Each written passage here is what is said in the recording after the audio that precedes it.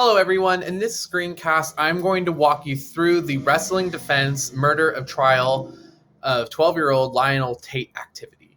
So for this week we are going to be introducing the topic of juvenile justice and kind of looking at the general concepts and trends within this field of study.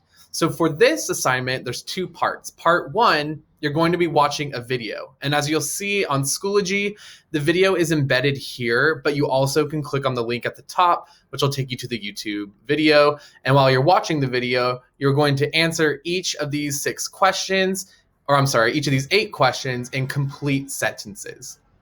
So that's for part one. Part two kind of focuses more on the bigger concepts introduced by the video, and one of them is what we call recidivism, which is right here. Right here, recidivism. So I feel like this graphic provides a pretty good definition of what recidivism is. In a nutshell, recidivism is the revolving door effect of people who commit crimes, go to prison, get released back into society, and then commit crimes again, go back to prison, and then it's like a revolving door, right? It's like a cycle. So that's what we're going to be touching base on. And later on in this unit, we're going to explore why that even happens. How can we prevent people who are convicted of crimes and who are freed from prison after their sentence from recommitting crimes and being resentenced to prison? So I want you to take a look at this graphic as you're answering these 2 brief response questions below.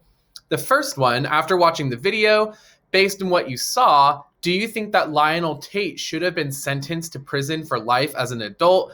Explain why or why not. Your response should at least be 5 to 8 sentences in 1 paragraph.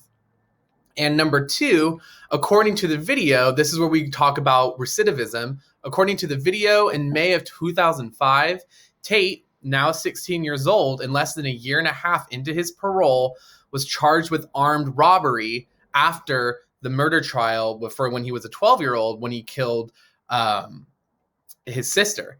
So I want to ask you, does this change your opinion on how Tate was originally tried as an adult when he was 12 years old? If looking back now, right, hindsight's 2020, if we see that he has fallen into recidivism, would your opinion of how he was sentenced when he was 12 change? And that's what I would like to answer here in this response below. So that's how you're going to complete the wrestling defense activity. And when you are done, just make sure you hit submit on Schoology. Thanks.